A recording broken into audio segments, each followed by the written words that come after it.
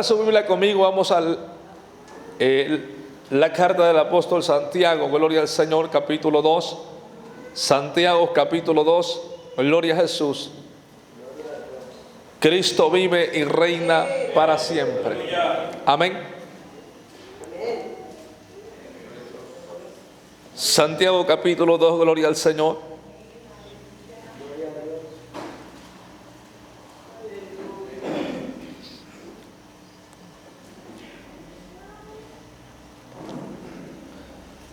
Santo es el nombre del Señor.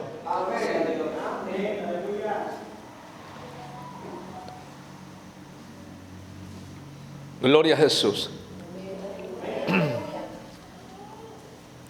Santiago capítulo 2, aleluya. Le voy a invitar que le demos lectura, gloria al Señor, al versículo 17 y el 18, gloria a Jesús. Santiago capítulo 2, versículo 17 y 18, gloria a Jesús. Le damos lectura todos unidos a una sola voz. La palabra de Dios se lee de la siguiente manera: para la gloria del Padre, para la gloria del Hijo y para la gloria de su Santo Espíritu. Su pueblo dice: así también la fe, si no tiene obras, es muerta en sí misma. Pero alguno dirá: tú tienes fe y yo tengo obras. Muéstrame tu fe sin tus obras y yo te mostraré mi fe por mis obras. Aleluya. Puede ocupar su lugar en esta hermosa hora. Gloria al Señor. Siéntase cómodo, nomás no se duerma. Gloria a Jesús. Mientras yo hablo la infalible palabra de Dios, usted tiene la libertad de glorificar ese nombre que es sobre todo nombre. Amada iglesia del Señor, Dios, usando la vida del apóstol Santiago, habla enfáticamente a la iglesia en general. Amados hermanos, porque todas las cartas son para toda la iglesia neotestamentaria, tanto la iglesia del primer siglo como la iglesia actual, porque la palabra de Dios es infalible y trasciende las edades. La finalidad y el propósito de Dios es la salvación del hombre, la salvación del ser humano. Alabado sea el Señor para siempre. Quiero hablar la infalible palabra de Dios bajo un tema en esta noche, gloria a Jesús, y quiero hablar bajo el tema una fe en peligro. Ese es el tema de esta hermosa noche. Gloria al nombre del Señor para siempre. Una fe en peligro. Amados hermanos, Dios, usando la vida del apóstol Santiago, nos hace ver una cruda realidad que miles y miles de personas han omitido por trascendencia al trascender las edades. La Biblia nos enseña abiertamente que la fe, amados hermanos, es el motor de nuestra existencia, que es el centro de la salvación, porque por fe andamos, no por vista, para que nadie se vanaglorie. Que la salvación es mediante la fe en Jesucristo y que sin fe es imposible agradar a Dios. En resumidas palabras, amados hermanos, la salvación depende de la fe. La vida eterna se esconde en la fe, porque para el que cree todo es posible. Bendito sea el Señor. Pero quiero llevarlo más a profundizar acerca de este término llamado fe. He titulado mi mensaje en esta noche: una fe en peligro. Indudablemente estoy convencido por las Sagradas Escrituras que la fe está en peligro. ¿En peligro de qué? De extinción. Alabado sea el Señor para siempre. Dios, usando al apóstol Santiago, confronta a la iglesia y me confronta a mí, nos confronta a todos. Y dice que una fe sin obras es una fe muerta. Estamos en la era moderna, en el pleno siglo XXI, donde lo más que se usa es la palabra fe. Todas las religiones hablan de fe. Los grandes intelectuales de la época moderna hablan de fe. Los cristianos, por así decir, amados hermanos, por así llamarse, hablan de fe. La realidad es que la gran mayoría y el mayor porcentaje no ha entendido, no ha comprendido qué es realmente la fe. Bendito sea el Señor para siempre. Tenemos una fe filosófica, tenemos una fe teórica, tenemos una fe que no cabe en los paradigmas del ser humano. Pero alabado sea el Señor para siempre, estamos mirando una cruda realidad, que la fe verdadera está en peligro de extinción. Sí, escúchate bien, la fe está en peligro de extinción. Hay una interpretación fuera de contexto respecto a la fe. La gente habla de fe, la iglesia moderna habla de fe, la iglesia actual contemporánea habla de fe, pero ¿qué? Aleluya, ¿qué es fe realmente a la luz de la teología bíblica? ¿Qué es fe para nosotros? Alabados al Señor para siempre. El Espíritu de Dios hablando a través de Santiago nos hace ver que usted y yo no podemos vivir hablando de fe si no tenemos evidencia. Yo no creo, amados hermanos, en la mitología o la fábula de los hombres que han formulado en su conciencia de hablar de fe y vivir hablando de fe, pero no tienen la más remota idea de qué es fe. La fe, amados hermanos, tiene obras. La fe está viva. La fe no es un concepto. La fe no es una predicación. La fe es las acciones tuyas y mías que van a darle crédito a aquello que hemos creído y hemos recibido en vuestros corazones. Usted puede hablar a gente hablando de fe. Yo creo en Dios, pero sus hechos deniegan la eficacia de ello. Fe no es decir yo creo en Dios. Fe es obedecer a Dios. Fe no es decir yo conozco la Biblia o tengo un doctorado. No, eso no es fe, eso no sirve. Fe es obedecer lo que has conocido, lo que has aprendido, ponerlo en práctica y llevarlo en acción. Eso es fe. Nadie puede obedecer la palabra de Dios si no ha creído en Cristo. Nadie puede cumplir con las normas de Dios si no le cree que le hay. ¿Qué es fe entonces? Estoy hablando de la fe salvadora. No estoy hablando de un don.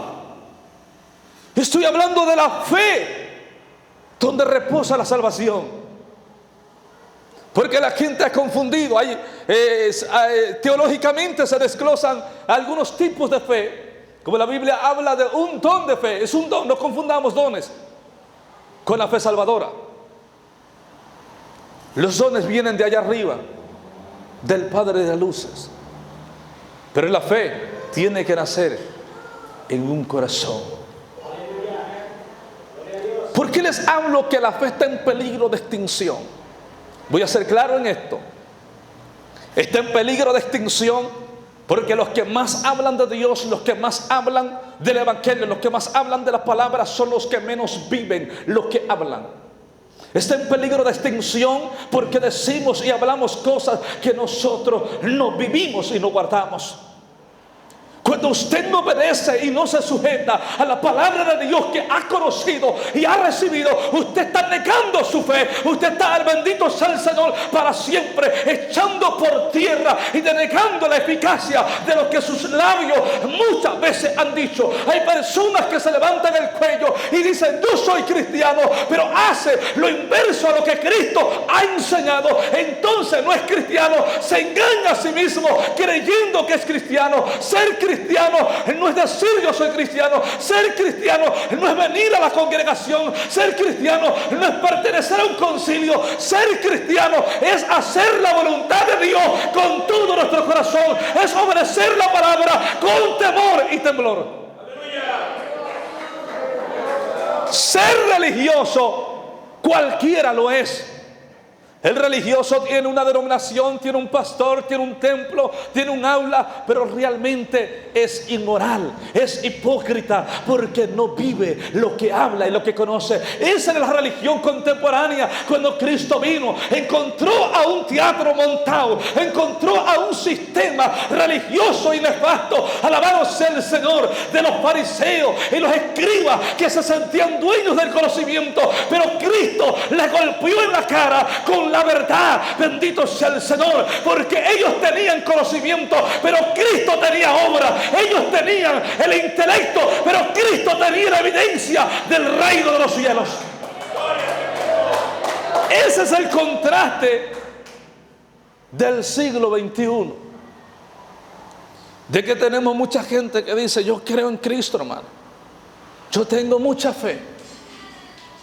Y Dios a través de Santiago nos confronta: muéstrame tu fe sin obras y yo te voy a mostrar mi fe con obras.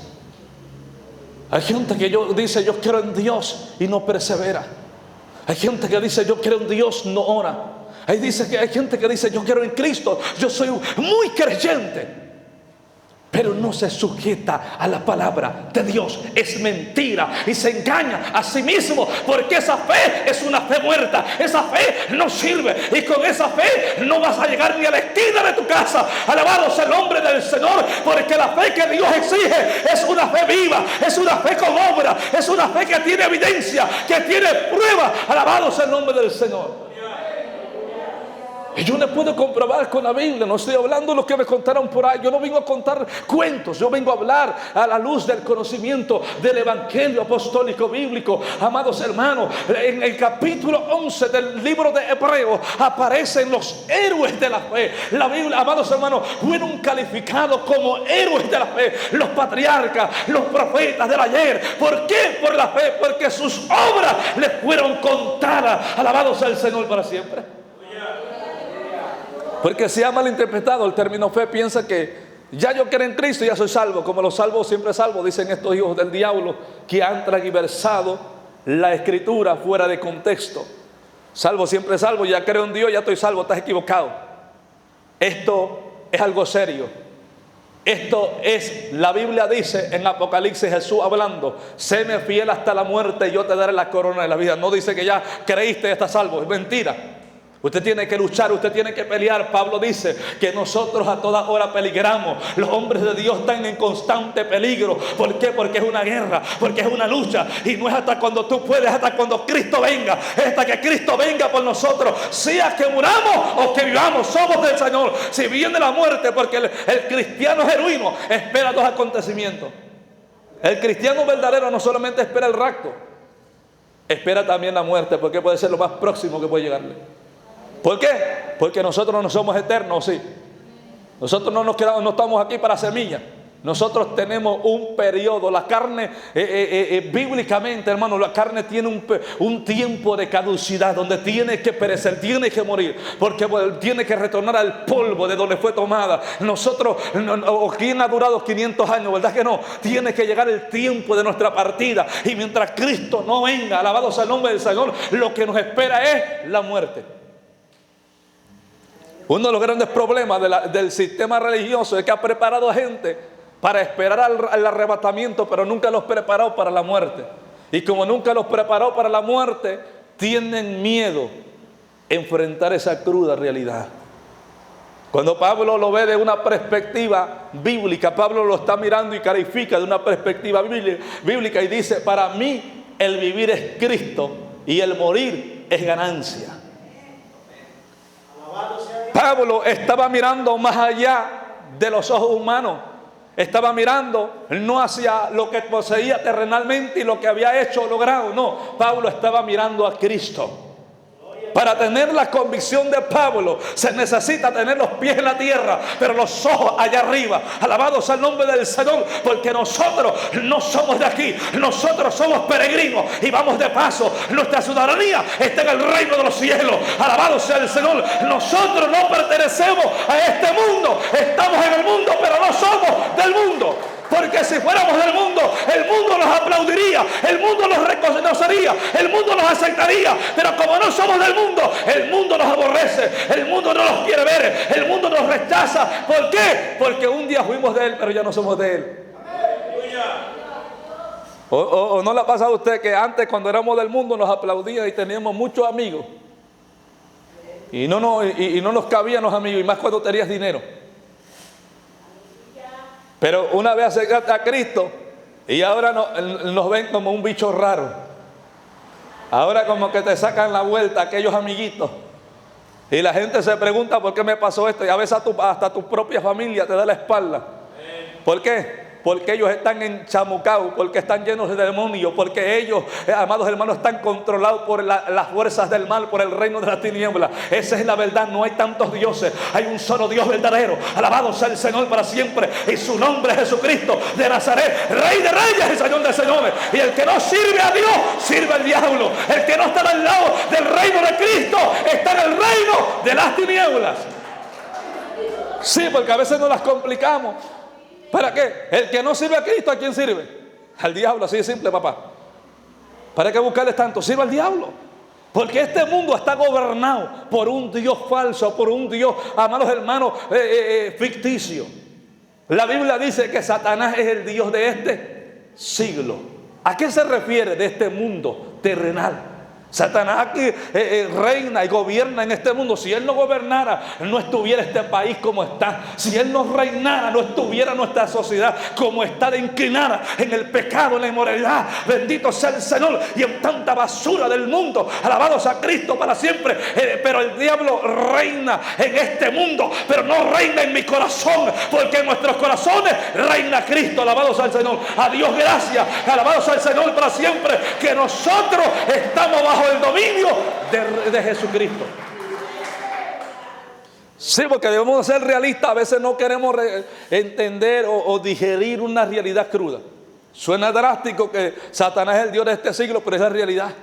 Él gobierna el mayor porcentaje de la raza humana. ¿Por qué? Porque el hombre así lo ha querido. Al hombre le hablan de Dios y no escucha.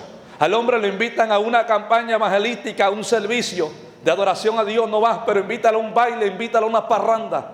Y allá andan hasta rodando, hermanos, como chancho en el lodo. Aunque llueva o truena, no hay para ellos limitaciones. ¿Por qué? Porque están a merced de un sistema espiritual. La gente no entiende esto. Y los religiosos se rompen la cabeza. ¿Por qué la gente no entiende? No entiende porque mi Biblia dice que el Dios de este siglo cegó el entendimiento. Alabado sea el Señor. Y solamente la luz de Jesucristo puede iluminar su entendimiento y que vea la realidad y caigan las vendas de los ojos. Usted y yo también un día estuvimos ciegos, así que no nos asustemos. Un día usted y yo también estábamos como ellos, no mirábamos la verdad, no mirábamos el camino correcto, pero vino Cristo, nos iluminó y ahora vemos, porque antes era ciego y ahora veo la luz, y esa luz se llama Jesucristo. ¿Sí o no? Que antes de conocer a Cristo estábamos, yo no sé, usted se dio cuenta, nosotros estábamos como los perritos. ¿Cómo nacen los perritos? Ciegos, ¿verdad?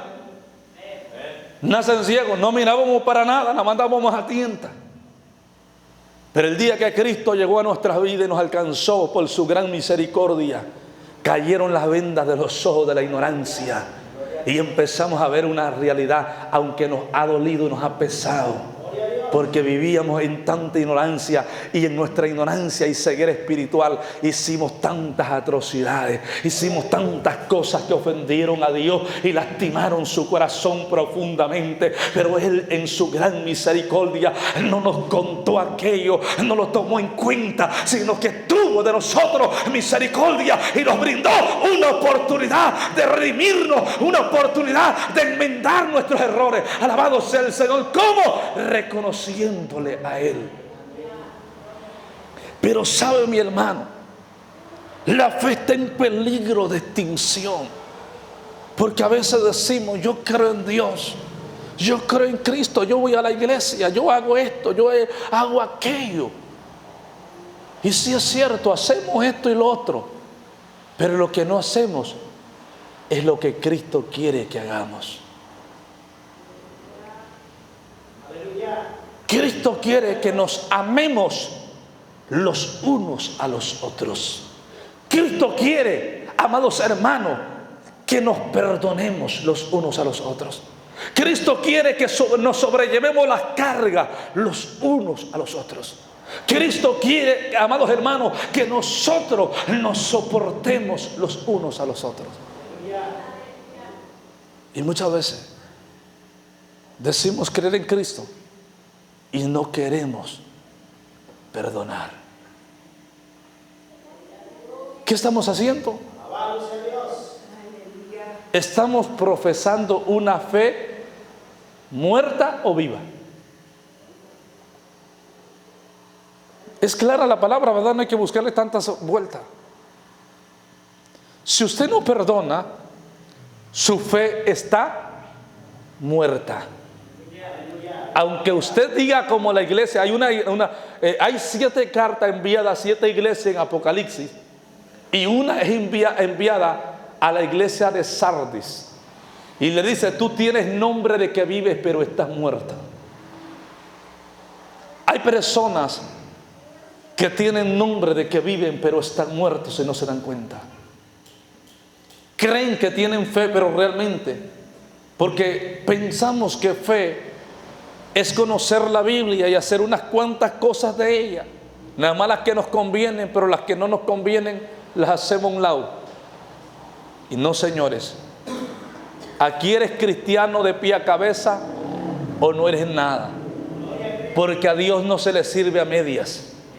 A Dios no se le sirve con un pie adentro y otro afuera. Bien, eres de Dios o eres del diablo. Eres de Cristo o eres del mundo. El que esté limpio, que se limpie más. El que esté sucio, que termine de ensuciarse. Alabado sea el Señor. Pero a Dios no le gustan las cosas a media. A Dios le gusta todo o nada. Alabado sea el nombre del Señor para siempre. Ese es el verdadero evangelio bíblico.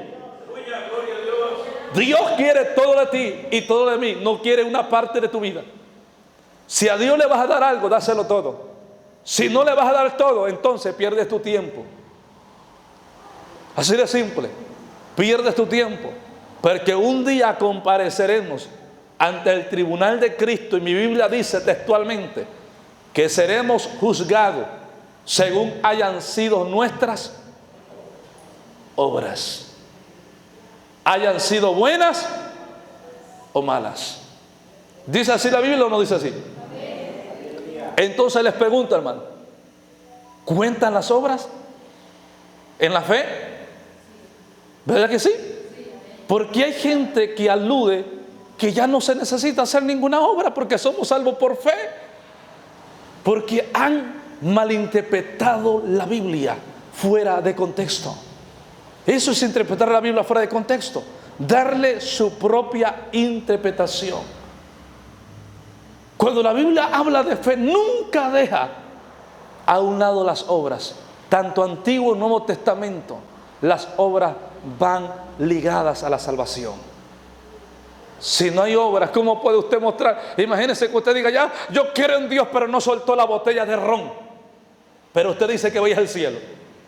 Usted dice que tiene fe, pero no deja de ser borracho, no deja de ser delincuente, pero dice que tiene fe. Cualquiera, si se interpretara de esa manera errónea, como muchos lo han hecho, entonces todo el mundo va al cielo, todo el mundo va para allá arriba, ¿verdad? Pero no, señores. Para allá arriba va el que hace la voluntad de mi Padre, dijo Jesús. ¿Y cuál es la voluntad de nuestro Padre? Es que vivamos la palabra, que la obedezcamos, que seamos hacedores de ella. Y el mismo apóstol Santiago por el Espíritu dice que no seamos oidores de la palabra solamente, sino hacedores de ella. Quiere decir que la iglesia contemporánea al apóstol Santiago estaba viviendo en una crítica situación donde oían y por un oído le entraba y por el otro, válgame la expresión, es una expresión solamente porque no puede traspasar por el otro lado, pero es una expresión, por un oído le entraba la palabra y por el otro le salía. Así nos pasa a nosotros. ¿A qué aludimos con esto? Escuchamos un mensaje que tenemos que amarnos y nos vamos de aquí para la casa y vivimos y seguimos en la misma, odiándonos, sin podernos saludar, sin podernos ver, sacándonos a gente sin vergüenza que no se puede ver con otro hermano en la iglesia y para no saludarse se sacan la vuelta y se andan escondiendo por allá. Y saben, yo he sido muy claro y franco en esto: pierden su tiempo. Es lo que están haciendo, perdiendo su tiempo, porque a la casa de Dios no se viene a eso. A la casa de Dios se viene a redimir bien el tiempo. El apóstol Pablo por el Espíritu dice que los días son malos. Dice: amados hermanos, mirad bien cómo andéis, andad como sabios y no como necios. Que andemos, ¿qué? Redimiendo bien el tiempo. ¿Por qué? Porque los días son malos. ¿Qué estamos haciendo aquí? Redimiendo el tiempo. O sea, si usted viene aquí, si yo vengo aquí, si yo estoy aquí, yo estoy tratando de aprovechar bien el tiempo. ¿Por qué lo estoy aprovechando? Porque lo estoy invirtiendo en algo que vale la pena. Yo no sé si para usted valga la pena. Lo estoy invirtiendo no en el pastor, no en los hermanos, lo estoy invirtiendo en mi salvación. Porque la salvación es personal. Aquí no es que papá, hay gente que piensa: mira, yo tengo un hijo de 9 años, tengo una bebé, una nena de 2 años, y yo estoy consciente que el que sean hijos de un predicador, de un ministro, no les garantiza la salvación. Porque ellos tienen que decidir a quién van a servir. Ellos tienen que decidir lo que van a hacer. Alabado sea el Señor. Aunque yo como padre estoy comprometido a llorar, a rogarle a Dios que tenga de ellos misericordia y que la promesa se cumpla en ellos. Pero yo sé conscientemente que ellos tienen que hacer algo. Yo sé conscientemente que no es que ya tienen todo así como en charola de plata, como a veces pensamos. Hay gente que dice que yo nací de cuna evangélica. Puede haber nacido aquí en el altar, pero eso no te meta al cielo. Porque se ha tomado como la iglesia católica. La iglesia católica tiene esa teología, que si tú naces en la iglesia ya tú estás arriba con Pedro. Es mentira, es el diablo. Usted tiene que entender algo, que usted puede nacer aquí, usted puede estar aquí como hicieron algunos sacerdotes que no querían morir porque traspasaron la gloria de Dios y corrieron a esconderse aquí. Pero usted cree que eso le sirvió, de nada le sirvió. Alabado sea el Señor, porque no se trata de lo que está aquí, sino cómo usted se ha portado con eso que está aquí. Hubo un sumo sacerdote que violó la ley de Dios y tenía miedo a morir. ¿Y sabe dónde se fue a esconder? Al lugar santísimo. Él pensó que eso le iba a servir para escaparse de la ira de Dios y la justicia divina. Era un sumo sacerdote, no era cualquier persona. No le valió, porque cuando usted infringe las leyes de Dios, no hay nada que a usted lo avale y lo cobije. No se va a escapar de la mano poderosa de Dios, porque sus juicios son fieles, son justos y son verdaderos. Y sabe, porque nosotros a veces malinterpretamos o confundimos. Yo he escuchado gente que dice: es que hermano, y tú le preguntas: ¿y usted ya tiene a Cristo? Nací en cuna evangélica. ¿Y eso qué? Eso para mí no significa nada. Para mí no significa nada que tú hayas nacido en cuna evangélica si tú no tienes un nacimiento de nuevo. No se trata de nacer en cuna evangélica, se trata realmente, ¿conoces a Cristo? ¿Realmente conoces el Evangelio? ¿Realmente está la gracia de Dios en ti? ¿Realmente has nacido de nuevo? ¿Has muerto para el mundo y has resucitado para Cristo? ¿Estás con Cristo juntamente crucificado? Alabado sea el Señor. Porque se ha tomado como un hito de identidad. Yo nací en cuna evangélica. Conozco cantidades de hijos de cristianos que nacieron en cuna evangélica y junto conmigo fueron marihuanos, fueron drogadictos, fueron los que sea y nacieron en cuna evangélica. Entonces, si no hubieran nacido, se ha adoptado una teología equívoca, errónea. Pensamos que nacer en cuna evangélica nos da derecho al reino de los cielos. Lo que nos da derecho al reino de Cristo es hacer la voluntad de nuestro Padre. En una ocasión buscaban a Jesús y ¿sabe quién lo buscaba? Era su madre y sus hermanos. Y él estaba ocupado en los negocios de su padre. Y dice que le dijeron: y aquí tu madre y tus hermanos te buscan. ¿Y sabe qué le respondió Jesús? He aquí mi madre y mis hermanos son los que hacen la voluntad de mi Padre que está en los cielos. Él no dijo: sí, es mi mamá, voy a ir corriendo. No, dijo: mi madre y mis hermanos son los que hacen la voluntad de mi Padre. Porque Jesús sabía que su madre en la tierra, quien fuere su madre en la tierra, solamente era un medio, pero en sí no era su madre, porque Jesús es eternamente y para siempre. Él siempre ha existido. Él es el alfa y el omega, el principio y el fin de todas las cosas. Él es el antes, aleluya, el presente y el futuro. Es ayer, hoy y por siempre.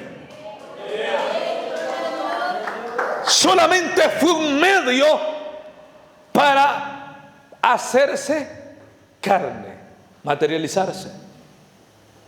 Pero la religión católica tiene algo: está enferma de la mente y se ha apropiado de María, y que María para acá, y no han entendido el Evangelio de Cristo. Nunca entendieron. Esto no les ha amanecido más de 500 años de historia del catolicismo romano y nunca han entendido la Biblia. ¿A qué se refiere realmente? Aludimos, respetamos a María, una mujer que Dios usó, un medio que Dios usó. Una mujer, no cualquier mujer, una mujer judía, temerosa, piadosa.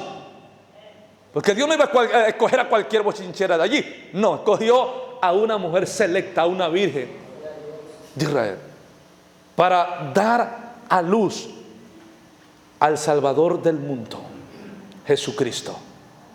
Pero ¿sabe una cosa? Lo que Dios nos está enseñando a través de todo esto, de su santo evangelio, es que entendamos que Él es antes y es después. O sea, es el principio y es el fin. Por eso la Biblia usa alfa y omega, las dos letras del abecedario griego, que el alfa es la primera letra y omega es la última letra. Dice: yo soy el alfa y el omega. O sea que yo soy antes, primero y también soy último. O sea que en Él no hay ni principio ni fin. Él estaba desde antes de que tú nacieras, de que yo naciera. Él estaba de antes que esta tierra se formara. Él ya estaba. O sea, entonces la gente piensa que Jesús tiene un periodo. Jesús vino a la tierra como hombre mortal solamente para hacerse como nosotros. Vino a darnos un ejemplo, una lección. Y usó un medio para nacer como cualquiera de nosotros. Pero eso no quiere decir que Jesús sea como nosotros. Eso no significa que Jesús sea como tú y como yo. En ninguna manera. Jesús ha sido Dios, sigue siendo Dios y será siempre Dios. Porque escucha bien, dicen los testigos de Jehová, o lo que yo le llamo los testigos de Baal, es la palabra más correcta para ellos. dicen los testigos de Baal que Jesús no es Dios. Y algunas otras sectas religiosas dicen también esto. Eso se llama blasfemia. Jesús sí es Dios. Si no fuera Dios, usted está perdido. Usted no tiene vida eterna ni salvación, porque Él vino a redimirnos del pecado con su sangre expiatoria en la cruz del Calvario. Alabado sea el nombre de Jesús para siempre.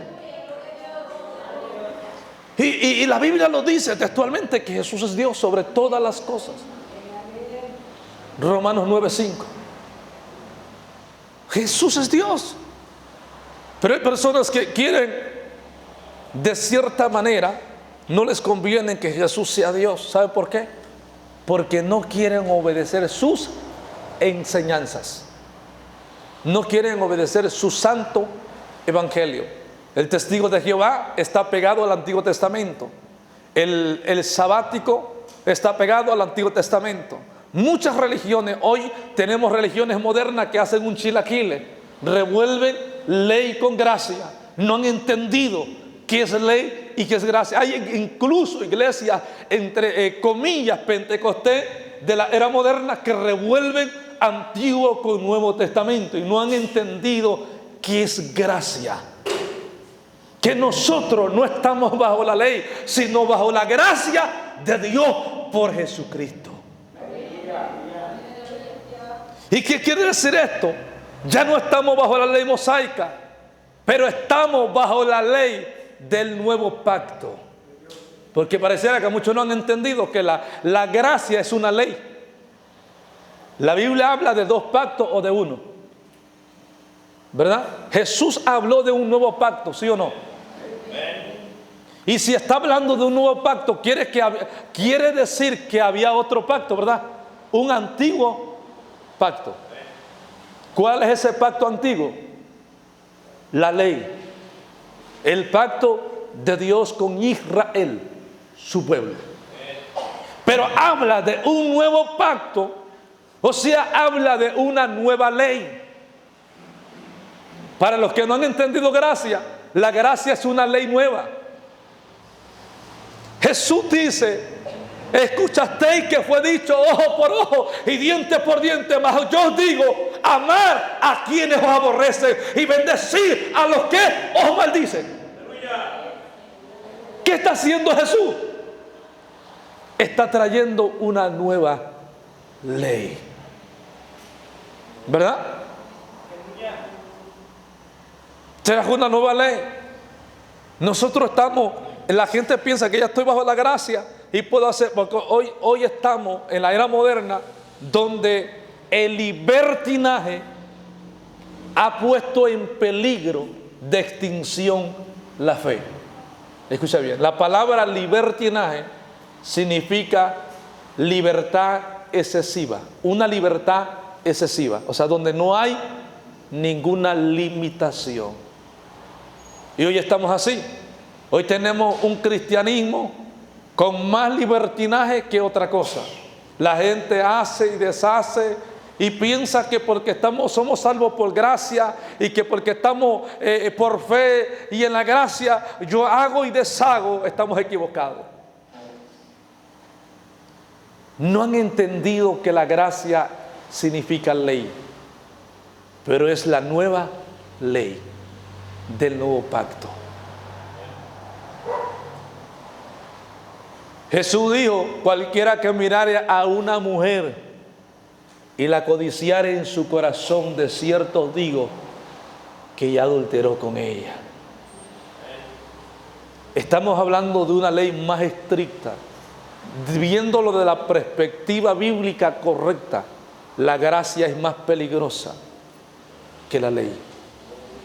El problema es de las teologías flexibles que han hecho ver la gracia, o falsas teologías que han hecho ver la gracia como algo fácil, y el neocristianismo dice la salvación es pan comido, porque piensa que esto es fácil. Esto es más peligroso de lo que usted se imagina. El infierno está lleno de predicadores y no debería de ser así.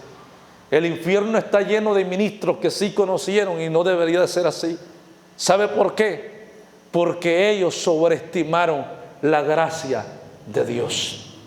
Ellos pensaron que la gracia era un vacileo, como muchos lo han pensado, y caminan a su manera. Y la contraparte del siglo XXI es un evangelio hecho a nuestra imaginación. Predomina un evangelio formulado a nuestra imaginación. Y hoy tenemos por la contraparte a un grupo de personas que dicen: es que yo creo, es que yo pienso. Aquí lo que usted cree y usted piensa queda a un lado.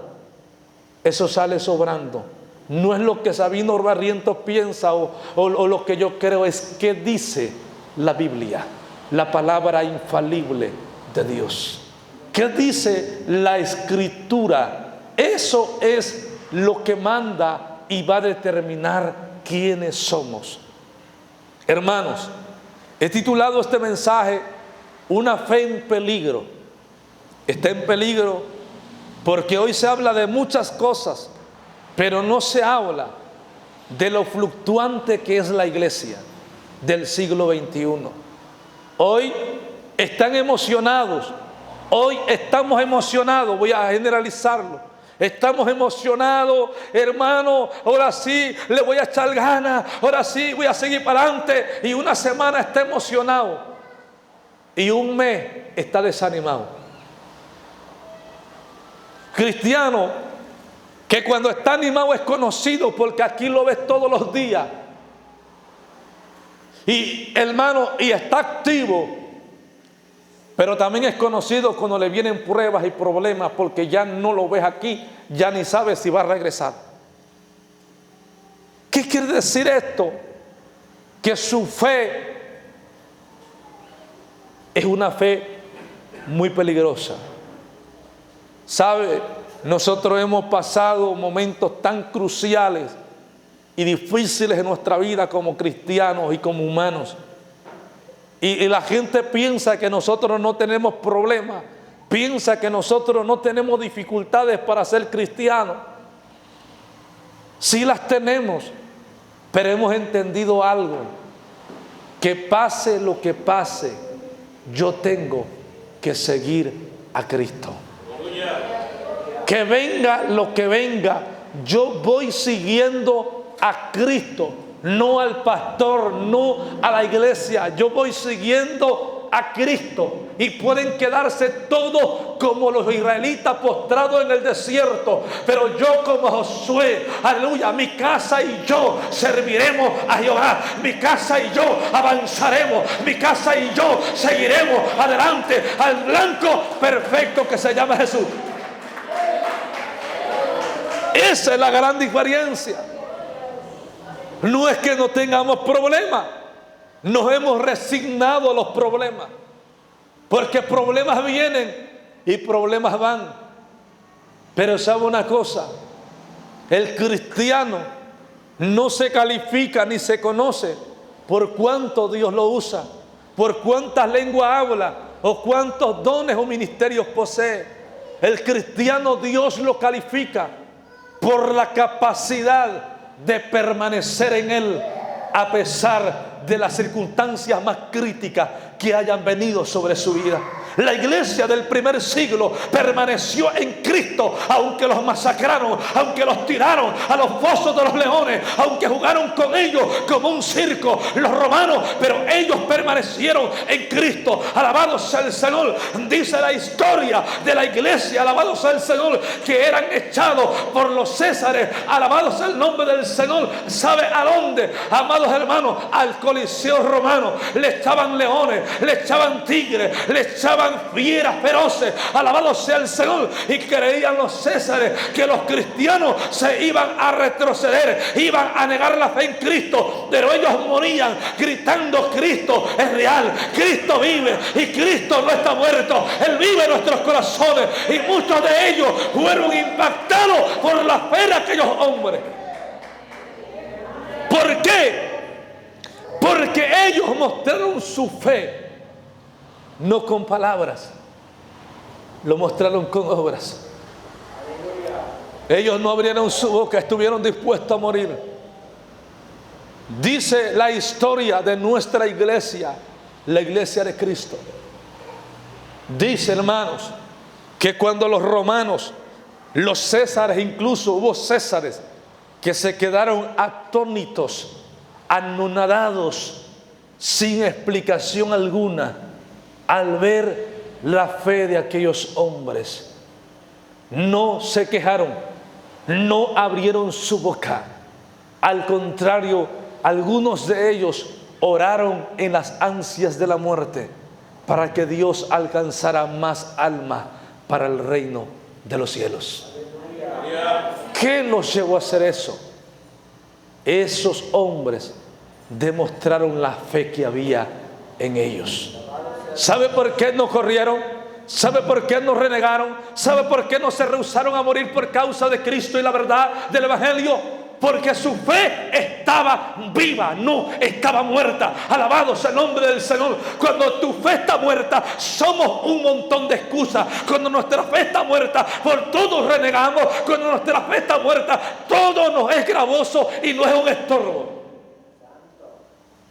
Síntomas. Voy a dar algunos síntomas de una fe muerta. Y también algunos frutos de una fe viva, la evidencia de una fe viva. Cuando la fe ya está muerta, cuando siempre estuvo muerta realmente, nunca estuvo viva. Cuando realmente es una fe muerta, el sol los pone muy negros, el agua los derrite porque son de azúcar, nada los conforma. No fui a la iglesia porque estaba lloviendo, no fui a la iglesia porque el sol estaba muy fuerte. Pero antes en el mundo, antes sin Cristo, andaban bailando hasta con el agua al tobillo. Pero ahora se ponen un montón de excusas. Yo soy testigo de lo que es una fe viva. Cuando la fe está viva, no hay nada ni nadie en el camino que te detenga. Ni, escucha bien, ni la misma muerte, ni el mismo diablo, ni la misma muerte, porque tus convicciones te llevan a desafiar a la misma muerte como lo hizo Cristo en la cruz del Calvario. Alabado sea su nombre. ¿Dónde está muerte tu aguijón y dónde sepulcro tu victoria? Dijo Jesús el día que resucitó. ¿Por qué, hermanos? Cuando tu fe está viva, nadie la va a matar, nadie la va a apagar. Que llueva, que truene, que haga lo que haga, que el diablo intente lo que intente, yo creo en el Señor Jesucristo. Y yo le creo a Dios, y como yo le creo a Dios, yo no voy para atrás como el camarón de Recula, yo voy para adelante, yo voy hacia la meta que es Cristo. Pero sabe, hermano, no voy a ir porque me duele la barriga.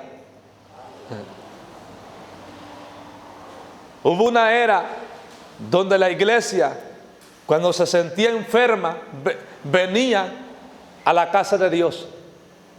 Ahora pareciera que los papeles se invirtieron. En la era primitiva, los cristianos eran perseguidos por alabar a Dios, por cantar, por orar.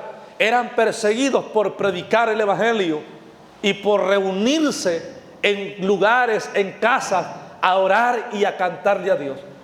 Ahora tienen que ser perseguidos para que vengan a cantarle a Dios. Pareciera que las cosas están al revés. Ahora tienen que ser perseguidos para que vengan a orar a la casa de Dios. Tienen que ser perseguidos para que hagan lo que son sus deberes, porque el cristiano tiene deberes. Hay cristianos guachi guachi que nada más viven reclamando promesas, viven reclamando esto y aquello, que yo tengo la promesa, yo tengo el derecho, pero también tienes deberes, responsabilidades, compromisos. Y el que no cumple con sus deberes y compromisos, ni que se la pase reclamando porque no tiene ni voz ni voto. Así de simple. Hermano, porque Dios es un Dios de orden, no es un Dios de desorden. Hay gente que se la pasa reclamándole al Dios: Señor, pero es que tú prometiste. Sí, prometí, pero tú no estás haciendo nada. Sí, porque hay gente que piensa que la promesa le va a caer como el maná del cielo. Venga para acá, ahí en el sillón acostado. Ninguna promesa se va a cumplir si tú no accionas en fe. La fe es obra. Hermano, ninguna de las promesas que Dios te hizo se va a cumplir si tú no caminas, si tú no avanzas. Si tú te quedas tirado en el camino, no vas a ver nada. ¿Sabe a cuántos Dios les prometió la tierra prometida de los que estaban en Egipto? ¿A cuántos? ¿A cuántos Dios les prometió Canaán? La tierra que fluye leche y miel. ¿A cuántos? A todos. La promesa fue para todos. ¿Cuántos entraron? Solamente 2. Josué y Caleb. ¿Por qué, hermano? ¿Se equivocaría Dios? ¿El problema fue Dios? ¿Dios tuvo la culpa de que no entraran? ¿Quién tuvo la culpa? Ellos. ¿Sabe por qué? Porque ellos nunca salieron de Egipto, pero Egipto nunca salió de sus corazones. Hay muchos cristianos así. Salieron del mundo, pero el mundo no salió de ellos.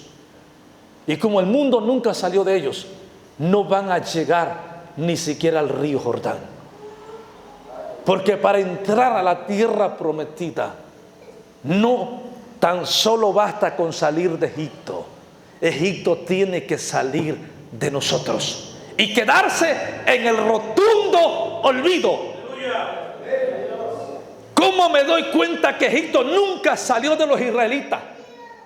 Cuando estaban en necesidad, cuando les faltó agua, reclamaron a Moisés y le dijeron: ¿para qué nos sacaste de Egipto? Para hacernos matar de sed en el desierto. ¿Acaso no había agua allá en Egipto? Cuando les faltó la comida, decían: ¿para qué nos sacaste? Para matarnos de hambre. Cuando en Egipto había sandías grandotas y unas papayas enormes y uvas jugosas, ¿para qué nos sacaste? ¿Sabe de lo primero que se acordaban? Era de su vida pasada.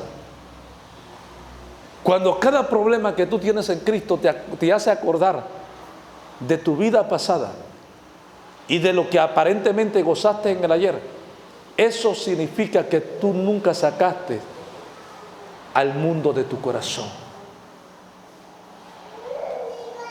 ¿Sabe de lo que? Porque nosotros tenemos que soltar todo. Dice Pablo por el Espíritu: he aquí las cosas viejas pasaron y todas son hechas nuevas en Cristo Jesús, Señor nuestro.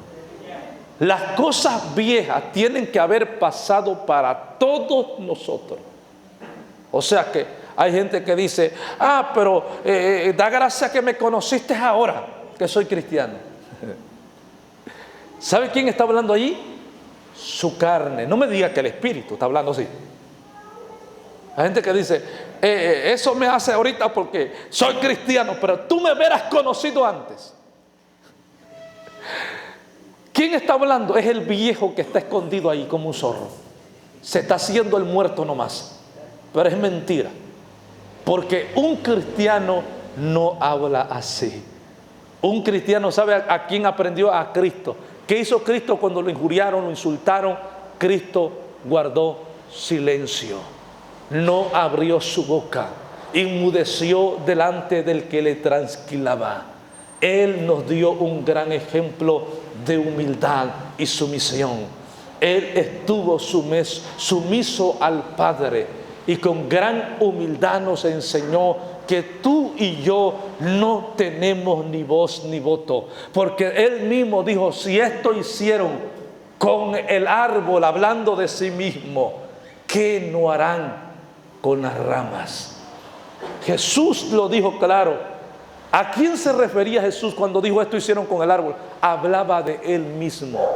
A Él lo abofetearon, a Él le escupieron en la cara, a Él lo vendieron por 30 monedas de plata, a Él le dieron la espalda, huyeron sus discípulos cuando fue aprehendido, a Él lo azotaron, lo laceraron, lo escupieron, lo abofetearon, lo insultaron, lo llevaron a una muerte, y muerte de cruz, en resumidas palabras, muerte de un criminal. ¿Y sabe qué hizo? Él no abrió su boca, excepto hasta estando a punto de expirar en la cruz. Dijo: Padre, perdónalos, porque no saben lo que hacen. Porque lo que a Él le hicieron, se lo hicieron a su Padre. Por eso Él dijo que todo lo que nos hagan a nosotros, no nos lo harían a nosotros, se lo están haciendo a Él mismo. Y Él mismo dice en Hebreo: mía es la venganza, dice el Señor, yo daré el pago. ¿De quién es la venganza? De Dios. ¿Tenemos que vengarnos como cristianos? ¿Verdad que no? No hay necesidad de eso. Dice: mía es la venganza, dice el Señor, yo daré el pago. ¿Por qué Dios habla de esta manera? Porque Dios sabía que muchos cristianos guachihuachi iban a querer tomar la venganza por su propia mano. Y ese no es el ejemplo que Él nos dio. Él nos dio otro ejemplo de humildad, de sumisión. Él no era culpable, Él era inocente, era justo. Hicieron injusticia, sí la hicieron, pero a su debido tiempo todos recibieron su pago, a su debido tiempo. Porque, hermanos, este es el evangelio que yo predico, el evangelio de nuestro Señor y Salvador Jesucristo. ¿Sabe? La fe está en peligro de extinción porque decimos una cosa y vivimos otra cosa. ¿Cuántos se comprometieron en diciembre? Un nuevo año, ahora sí vamos a empezar con toda la gana del mundo, ahora sí le vamos a echar ganas, ahora sí nos vamos a componer. ¿Y cuánto le dijeron al pastor? Pastor, ahora sí nos vamos a enderezar, ya no vamos a ser tan rebeldes, ya no vamos a ser chivos, vamos a ser ovejas. ¿Cuántos prometieron que le iban a echar ganas y siguen en las mismas de siempre? ¿Cuántos prometieron que ahora sí iban a hacer las cosas bien, pero no especificaron bien mal? Hermanos, Cristo está a las puertas y la fe está en peligro de extinción. ¿Sabe por qué? Porque nosotros no le hemos dado el crédito que esta palabra se merece. A esta palabra usted y yo le tenemos que dar el crédito que se merece. Si usted no le da crédito a la palabra de Dios, ¿cómo quiere que el vecino y el impío se la dé? ¿Cómo usted quiere que aquel cambie cuando usted no ha cambiado? ¿Cómo quiere usted que aquellos otros sean diferentes cuando usted no quiere soltar su vida pasada? Hermanos, por eso yo he titulado mi mensaje en esta noche: una fe en peligro. Está en peligro. Una fe con obras está en peligro. Una fe viva está en peligro. Una fe activa está en peligros. Porque hoy se habla solamente de fe, pero no se vive por fe. Se predica de fe, pero no se practica la fe. Estamos llenos de sermones teológicos que aluden a la fe, pero no hay obras. Hay gente que habla de arrepentimiento y nunca se arrepintió. Hay gente que habla de un cambio, de un nacimiento y nunca ha nacido de nuevo. Hay personas que hablan tan bonito de la fe, pero no han podido creerle a Cristo, que Cristo perdona. Hay gente que no ha perdonado tu pasado. Hay gente que no ha perdonado lo que tú hiciste en el ayer. No ha podido perdonar lo que antes fuiste, porque no ha entendido la gracia de Cristo y no ha comprendido que cuando Cristo perdona, no se vuelve a acordar más nunca de vuestros pecados. Él no vuelve a la memoria nada de lo que antes fuimos. ¿Sabes? Lo que muchos de nosotros antes fuimos, no va a faltar un chuletón que viva recordándolo. ¿Por qué? La mayoría de religiones no creen en la regeneración, en la transformación. La mayoría de religiones no creen eso. Hay católicos que lo hemos escuchado despectivamente decir: ahora sí son santos. Entonces, ¿qué estamos haciendo aquí? ¿Para qué murió Cristo? Para santificarnos por su sangre expiatoria en la cruz del Calvario. Para eso murió Cristo. Pero la religión no ha entendido que esto no se trata de religión. Ninguna religión salva, ninguna iglesia salva. El que salva se llama Jesucristo, el Hijo de Dios. En Él está la vida eterna. Sí, ¿por qué? Porque la iglesia tradicionalista se ha adueñado de la salvación. Hoy tenemos también concilios, entre comillas, Pentecostés en México, que dicen que solamente ahí son salvos. Y yo me río de esta ignorancia tan grande, donde cabe, es una estupidez decir que solamente ellos son salvos, porque la salvación, a Dios gracias, no está monopolizada, no pertenece a ninguna denominación, no pertenece a ninguna iglesia. La salvación está en Jesucristo, el Hijo de Dios, aleluya, el que murió y resucitó al tercer día. Ninguna denominación salva, ninguna iglesia salva. O dígame usted qué iglesia salva, porque no es el evangelio que predicó Cristo. Quien salva se llama Jesús de Nazaret. Él sí salva, Él sí cambia, Él sí transforma, Él sí liberta.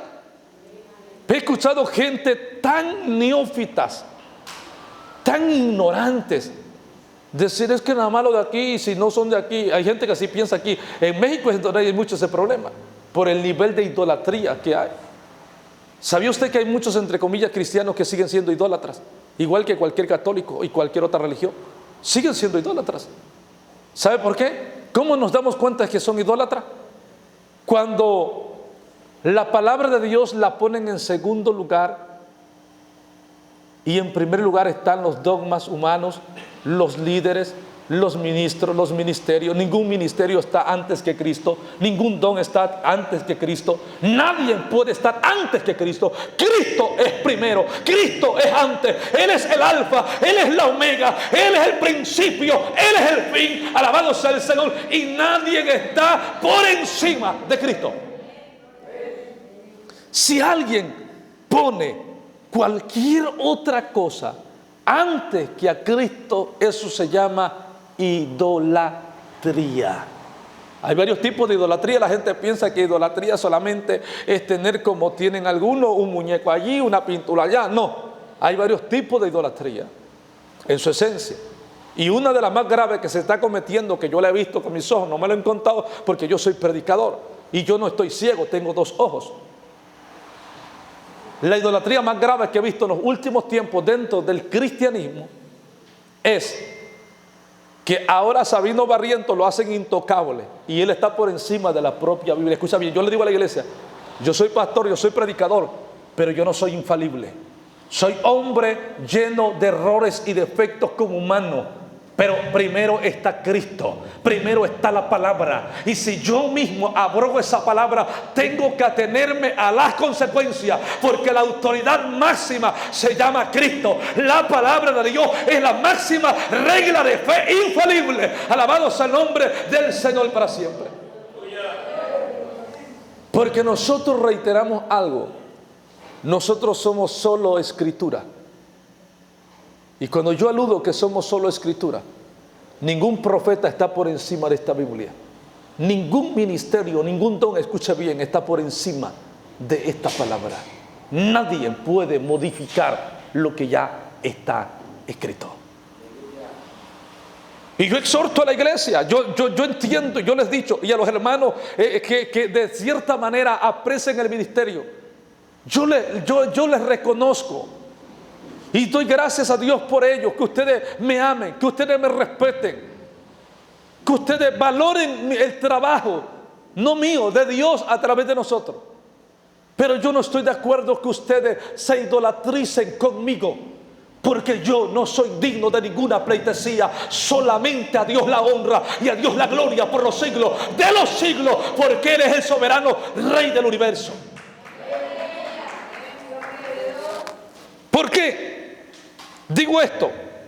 Porque he visto este nivel de idolatría. O sea, ¿qué idolatría? El católico piensa que el Papa no puede cometer pecado, él es infalible, lo han hecho infalible. Esa es la falsa teología del catolicismo romano. Un Papa tiene inmunidad diplomática, entre muchas cosas, como que ellos, aunque pequen, como si no pecaran. Pero es mentira del diablo, todo hombre es pecador. Todos somos pecadores. Por eso estamos aquí. Hay gente que dice, ahora sí se van a hacer los santitos. No, yo estoy aquí porque yo soy pecador. Estoy aquí porque reconozco que soy un vil pecador y que necesito urgentemente la gracia de Cristo. Necesito la ayuda, la intervención divina de Dios en mi vida. Que Él me ayude a alcanzar la vida eterna. ¿Usted cree que puede ser salvo por sí solo usted? ¿Ustedes creen que pueden alcanzar la vida eterna por sí solo? ¿Sin ayuda de nadie? ¿Verdad que no? Solamente es con la ayuda de Jesucristo. Juan el apóstol dice, amados, si alguno hubiese cometido pecado, abogado tenemos para con Dios el Padre, a Jesucristo el justo. Tenemos un mediador entre Dios y los hombres, y su nombre es Jesús de Nazaret, el Cordero de Dios que quita el pecado del mundo. Él los limpia, Él los purifica. Hermano, la fe está en peligro. Yo no sé si usted lo ha notado, pero la fe está en peligro. Día a día la fe va muriendo. En los pocos que le quedaba una fe viva, ha ido muriendo, porque pues si no sabía, la fe muerta contagia a otros. Hay gente que se contagia, hay gente que nunca hace nada, pero él dice que cree mucho. Y la gente ha malinterpretado. Hay gente que tiene fe para recibir cosas. Hay gente que dice, yo le creo a Dios que me va a dar esto, me va a dar aquello. Y él está maravillado y está asustado por eso. Pero él no entiende que es ignorante, porque ¿de qué le sirve al hombre si granjeara el mundo entero y perdiere su alma? La salvación más vital no es hacer milagros. La salvación, hermano, la fe más vital no es, yo he dicho como predicador, yo he visto gente sanar de SIDA, de cáncer, en etapas terminales, de enfermedades que para la ciencia no me lo contaron. Yo lo he visto a lo largo del ministerio, pero eso a mí no me emociona, porque yo sé que eso no significa nada, amados hermanos, al lado de lo que significa, bendito sea el nombre del Señor para siempre, lo que es la fe verdadera de la salvación. ¿De qué sirve que salga un paralítico corriendo en mi campaña? ¿De qué sirve que salga danzando si se va a ir a pecar y a seguir en las mismas andadas de siempre? ¿Usted cree que eso tenga sentido? Cuando Dios obra con un propósito para salvación. He visto un milagro, no lo descarto. Los milagros son la evidencia del poder de Dios, que para Dios no hay nada imposible. Pero no es el centro de nuestra predicación. El centro de mi predicación es la salvación de tu alma. Ese es el centro de mi predicación. Que tu alma sea salva, ¿de dónde? De la condenación eterna. Porque de nada sirve hacer milagro. Hay predicadores que lo hacen porque son dones, los dones son irrevocables. Hacen y deshacen, pero un día van a llevar una sorpresa.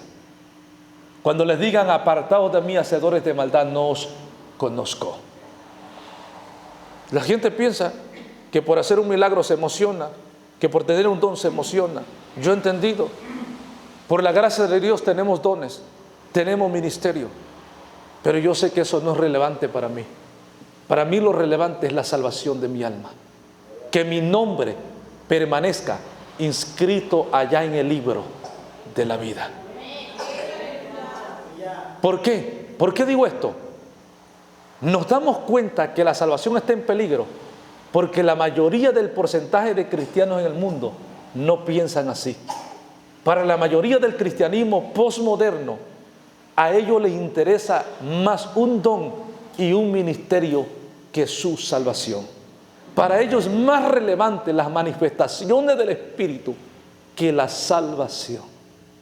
Y jamás se puede cambiar una cosa por otra. Cristo no murió para darme a mí dones, ¿o sí? No murió para darme a mí ministerios, no.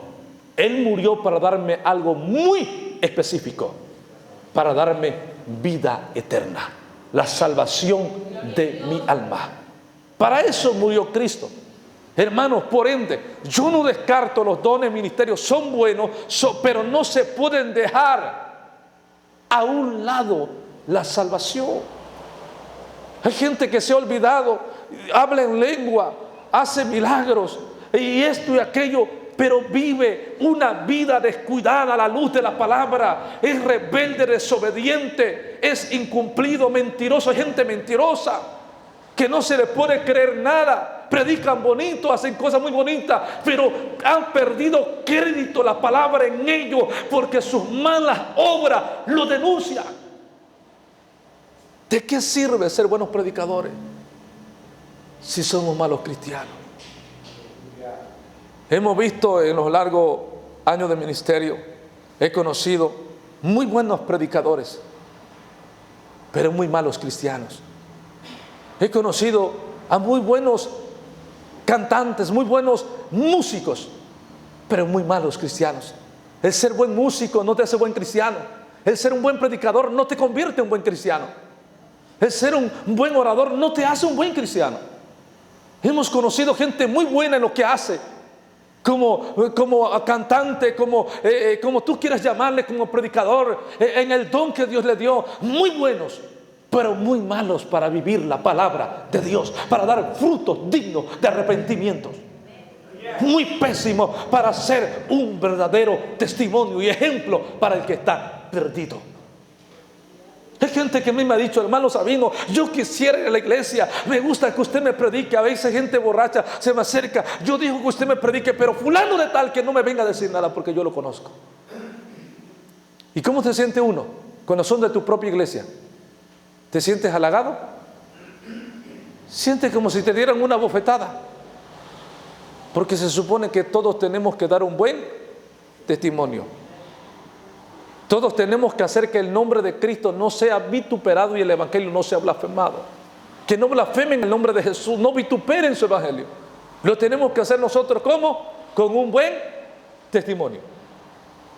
Que el vecino quiera parecerse a ti, pero el vecino que dice: no, yo para ir a la iglesia para andar como ese que anda ahí, que ni me habla. Hermano, y a veces eso es verdad. Gózate cuando eso sea mentira. Gozado y alegrado, dice, cuando hablen toda clase de mal contra vosotros mintiendo. Gozado y alegrado. Pero cuando eso que se está diciendo es verdad, no te goces.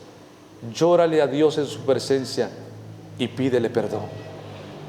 Y pídele misericordia. Nos damos cuenta que la fe está en peligro porque hay mucho bla bla y muy pocas obras.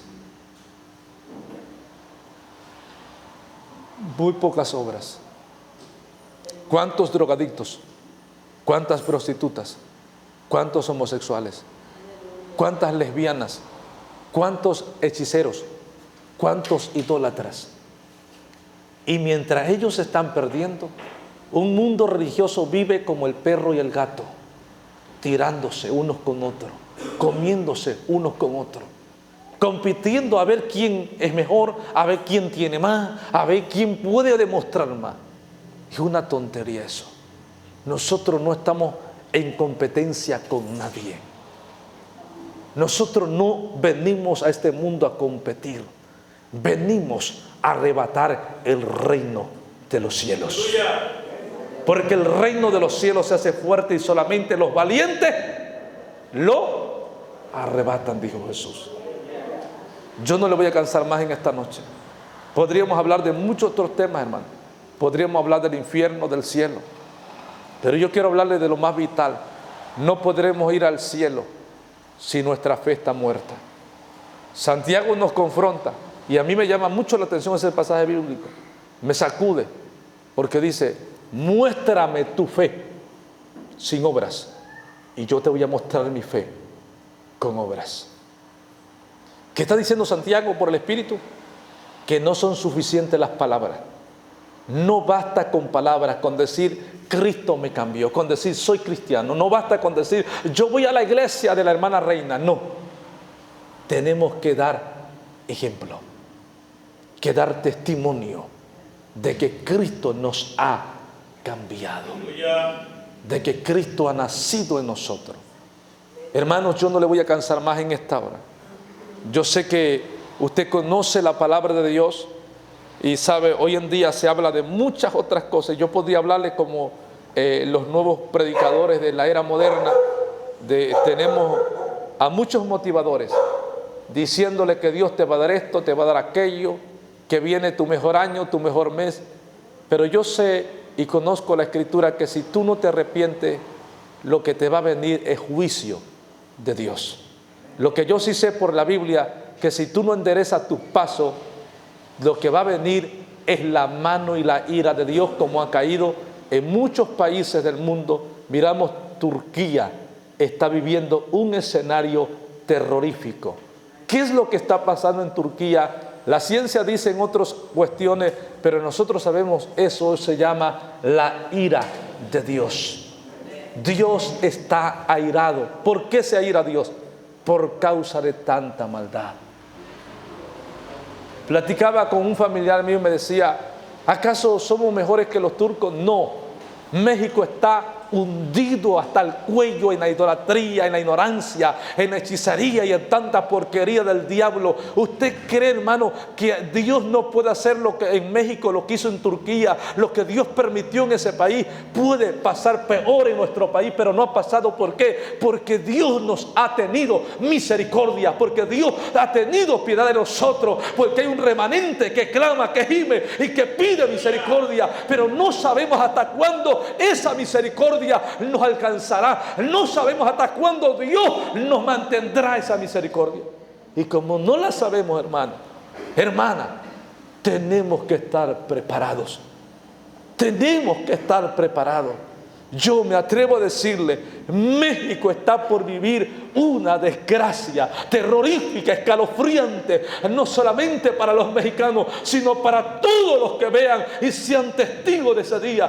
Dios lo ha hablado, no es la última, no es la primera. Dios ha reiterado, pero Dios tiene su propio tiempo. Nadie sabe ni el día ni la hora, pero esta nación será sacudida con violencia y Dios enseñará a los habitantes de este país que Él es real.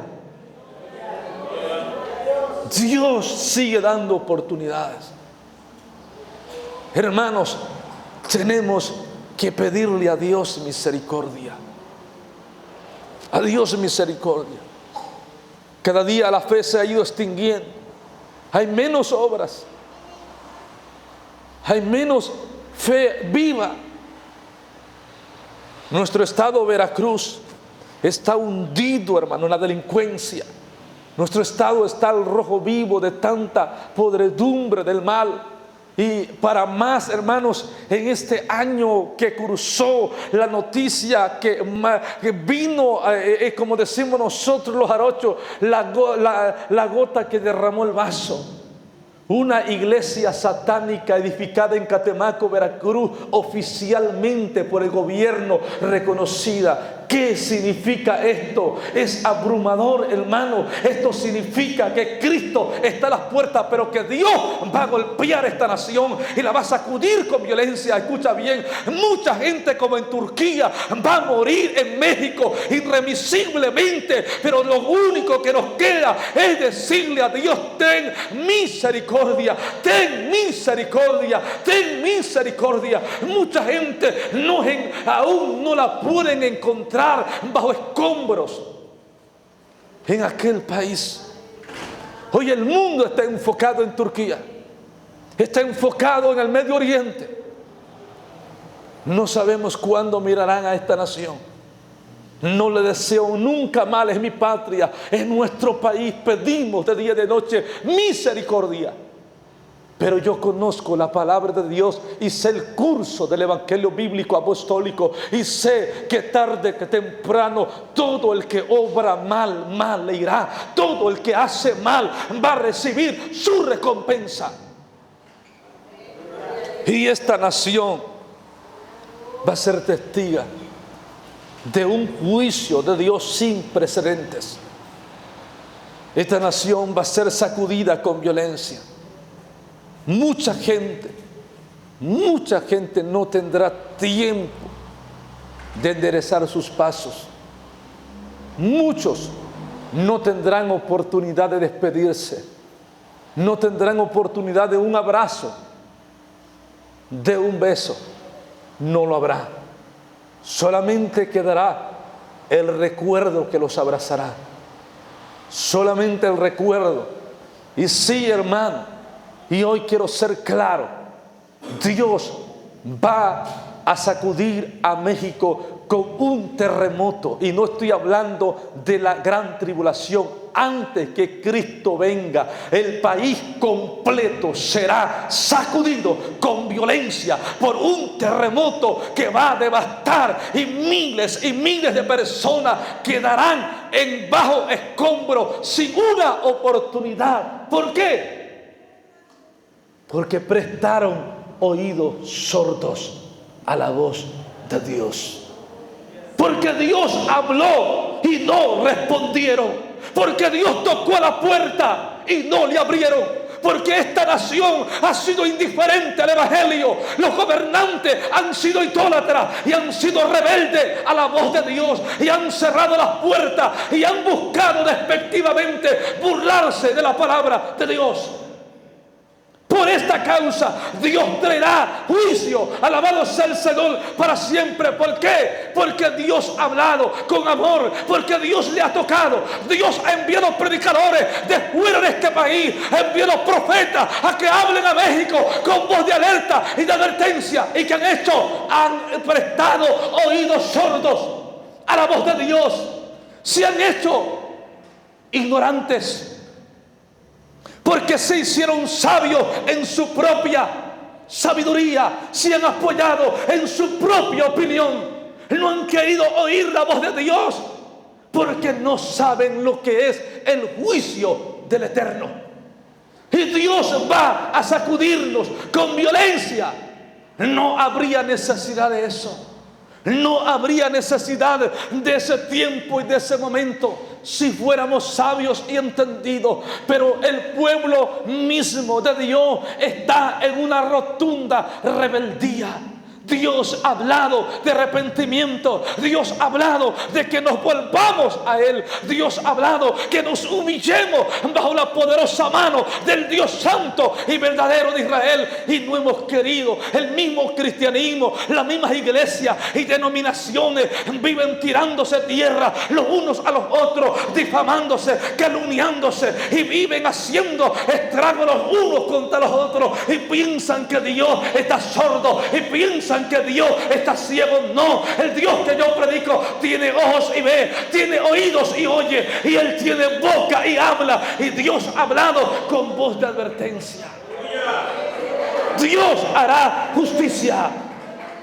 Dios vengará a aquellos inocentes. Hay gente con la cual han hecho y deshecho. Hay personas que han hecho injusticia, cosas graves con ellos, y Dios vengará lo que se ha hecho. Un país donde la justicia la tiraron a la basura, donde los grandes juzgados están vendidos y corruptos. Dios hará justicia. Grandes líderes políticos y religiosos no se escaparán de la ira de Dios. Pueden escaparse del Tribunal Supremo de México, pero jamás de la justicia que viene de allá arriba. Dios me habló una palabra, no ahorita, la he venido reiterando como casi 4 años. Dios me dijo que Él haría justicia en México y que mucha gente del poder gubernamental que se ha enseñoreado del pueblo mexicano, Él los iba a llamar a cuenta, que Él iba a hacer justicia y los iba a tirar de su alcurnia y le iba a hacer saber que con Él no se juega y que podrían comprar al propio presidente mexicano, pero no iban a escaparse de su justicia, porque la justicia de Dios está por encima de la justicia de los hombres. Y así como han visto ustedes en las noticias, en estos últimos años, de hombres de grandes, importantes, procesados en los Estados Unidos de Norteamérica, Dios me dice que eso es el comienzo, es el principio, eso es el inicio de algo que Dios lo ha permitido. Alabado sea el Señor, porque pueden sobornar a quien puedan sobornar aquí, pero Dios de una u otra manera permitirá que caigan en el propio agujero que ellos un día cavaron, pero no se escaparán de la mano de Dios. ¿Sabe por qué, iglesia? Porque en esta nación hay madres, hay padres, hermanos que claman por justicia, que piden justicia, que no piden dinero, no piden apoyos del gobierno, quieren justicia, porque se ha cometido injusticia, porque se ha pisoteado la propia ley y constitución mexicana, la han pisoteado los líderes, los gobernantes se han burlado de ella, y hay gente que pide justicia al Dios del cielo, y escucha bien, y Dios ha escuchado el clamor de ellos, Dios ha escuchado su petición, y Dios me ha dicho: yo le haré justicia. Yo le haré justicia. Yo haré justicia por los inocentes. Haré justicia por aquellos que el gobierno olvidó. Haré justicia por aquellos que el Estado ha desamparado. Yo les haré justicia. Y haré caer a multimillonarios, empresarios. Escucha bien. Dios me dice que gente multimillonaria de un día para otro se hundirán en la nada.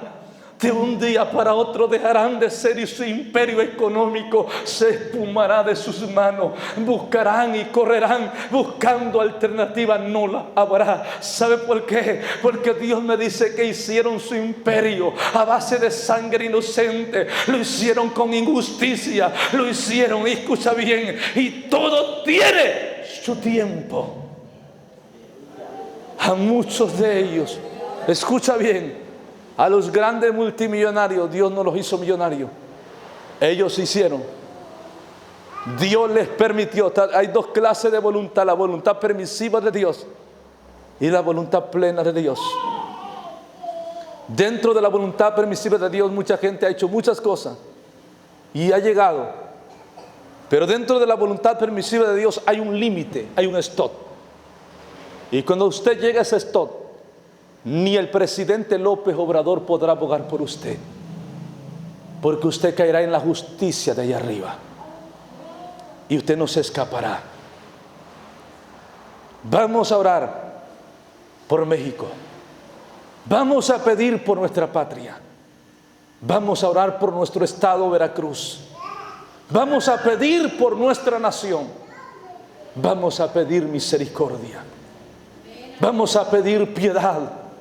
Vamos a orar como un Daniel que confesó los pecados del pueblo.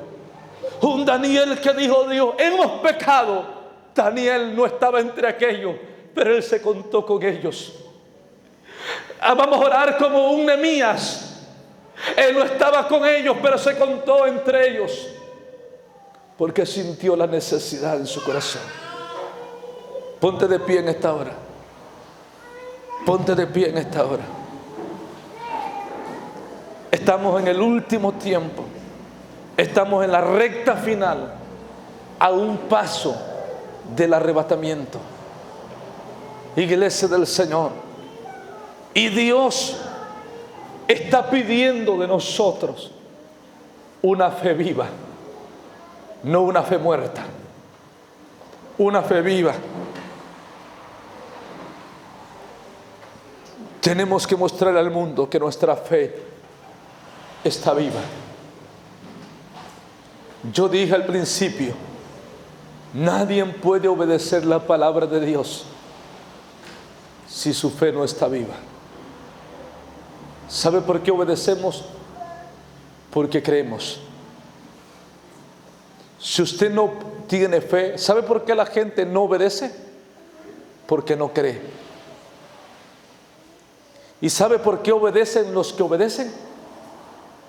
Porque ellos han creído. Por eso obedecen. No te rompas la cabeza. ¿Por qué la gente no obedece? Porque no cree. ¿No cree a quién? No es al pastor. No le ha creído a Dios.